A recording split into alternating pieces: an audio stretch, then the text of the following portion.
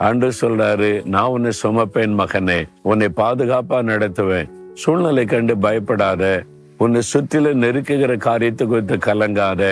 நான் இனிமேல நான் உன்னை சுமப்பேன், நான் உன்னை தப்புவிப்பேன். ஏதோ ஒரு ஆபத்து வந்திருக்குதா? பொல்லாத மனிதர்களால, பொல்லாத பிசாசினால, பொல்லாத சூழ்நிலைகளினால, வேலைக்கு ஆபத்தா, பிசினஸ்க்கு ஆபத்தா, குடும்பத்துக்கு ஒரு ஆபத்து. ஆண்டவர், நான் தப்புவிப்பேன். நான் உன்னை என் கையில ஏந்தி இருக்கிறேன், தோல்ல சுமந்து வந்திருக்கிறேன். நான் உன்னை தப்புவிப்பேன். சாத்தா உன்னை தொற்ற முடியுமா? உன்னை சேதப்படுத்திட முடியுமா? ஒன்னும் பயப்படாத, கடைசி வரை தாங்குவேன்னு சொல்லி இருக்கிறார். எவ்வளவு நல்ல ஒரு தகப்பன் பாத்தீங்களா?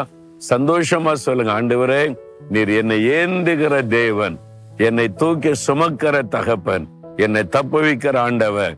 ஆகவே நான் பயப்பட மாட்டேன் அப்படின்னு சொல்லுங்களேன். ஒரு பெரிய சந்தோஷம் உள்ளத்துல வந்துடும்.